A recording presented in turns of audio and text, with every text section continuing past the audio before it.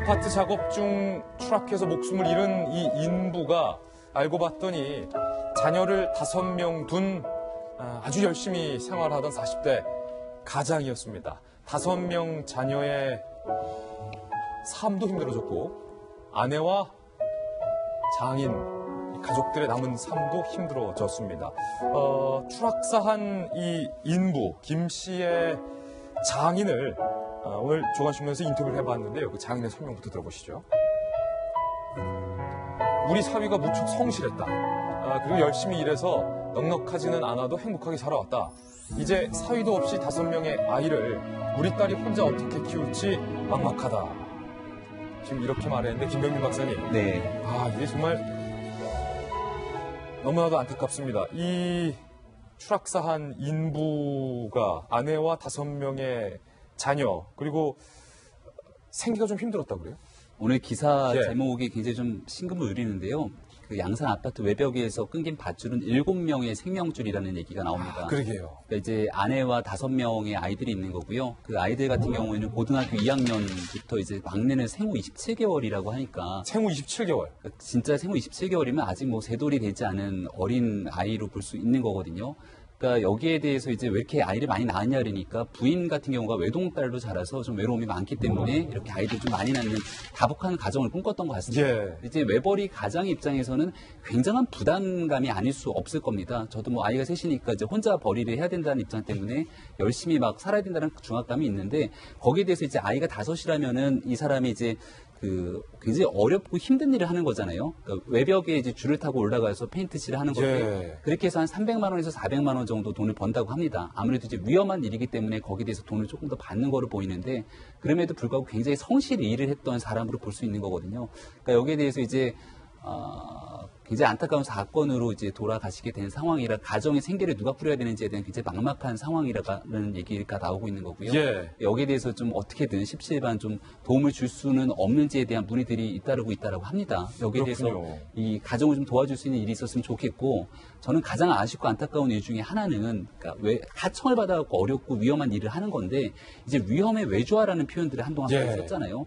지금 이거를 만약 막을 수 있었던 거는 그 밧줄 하나에 의지를 해갖고서는 페인트 칠을 하고 있는 건데 옥상에 아무도 이거를 이 위험한 장비에 지치는 사람이 없었다는 겁니다. 그거를 좀 막을 수 있는 장치 하나만 있었더라도 이렇게 말도 안 되는 사건들이 일어나지 않았을 건데 그 위험의 외주화라고 하는 이런 일들이 두 번 다시 좀 일어나지 않기 위해서 우리 사회가 여러 가지로 좀 고민해야 될 부분이 많아 보입니다. 더욱더 안타까운 건 그 추락하던 그 순간 함께 아파트 외벽에서 밧줄에 몸을 의지해서 작업을 하고 있었던 이 김 씨의 사촌 동생이 옆에서 사촌 형이 떨어지는 모습을 고스란히 봤다고요. 4명이 작업을 하고 있었는데 예. 그중에 지금 어저께 사망한 그 분하고 그다음에 사촌 동생이 같이 있었는데 사실은 그 사촌 동생 같은 경우 일이 피곤하다고 해서 쉬려고 그랬는데 같이 설득해서 나갔다는 거예요. 근데 이렇게 그 밧줄을 자른 사람은 음악 소리가 시끄러웠다고 하는데 왜 음악을 들을까 했는데 오늘 기사에 보면 그 내용이 나와 있습니다.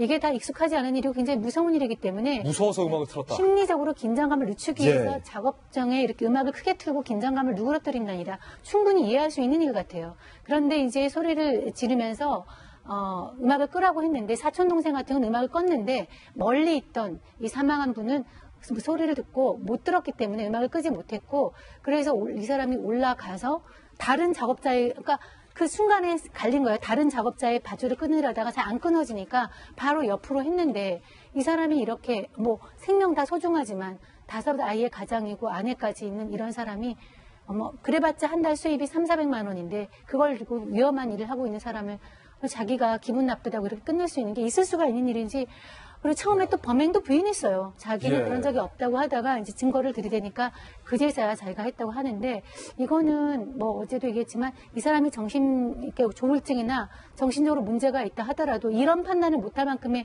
문제가 있는 사람은 아니기 때문에 엄벌이 있어야 될 거로 생각이 됩니다. 예, 사촌 동생이 사촌 형의 추락하는 모습을 옆에서 고스란히 봤다는 건데 김 변호사님, 네. 이 밧줄을 끄는 범인이 상당히 괘씸합니다. 처음에 범행을 부인했다고 해요. 내가 한 게 아니다. 그런데 경찰이 공업용 커터칼 등을 집에서 찾아내니까 눈물을 흘리면서 자백을 했다. 그리고 나서 말입니다. 내가 사실은 폭력 전과로 구속이 됐었는데 정신적인 문제가 있다. 조울증의 치료를 받았다.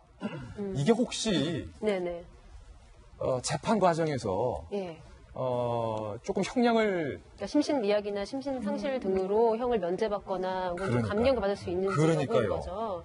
그러니까 이렇게 주장한 사람들이 굉장히 많다고 해서 사회적 공분을 이제 일으키고 있어요. 그래서 뭐만 잘못한 다음에 나 사실 좀 정신이 좀 이상하다 이렇게 얘기하면 전부 면죄부 받는 거 아니냐 이런 논란이 있는데 사실 이 심신미약이나 심신상실 상태를 법원이 실제로 받아들이는 경우는 거의 없고요. 거의 없다. 정말 극히 드물고 이제 여러 차례 정신 감정을 거쳐서 여러 전문의들이 정말 이 사람은 정신적으로 문제가 있다라고 판단을 해야지만 인정이 되는 걸로 알고 있고 지금 뭐 되게 수십 년 동안 이 형사법정에 기록이 있지만 그 중에서도 정말 손꼽히는 정도로 거의 먹히지 않는 그런 변명이라고 봐도 상관없어서 이 점에 대해서는 좀 안심하셔도 될 것 같습니다. 이게 5명의 아이와 부인까지 6명의 생계를 책임지던 가장의 안타까운 죽음 때문에 많은 시청자 여러분들과 또 국민 여러분께서 안타까움을 표하고 있습니다.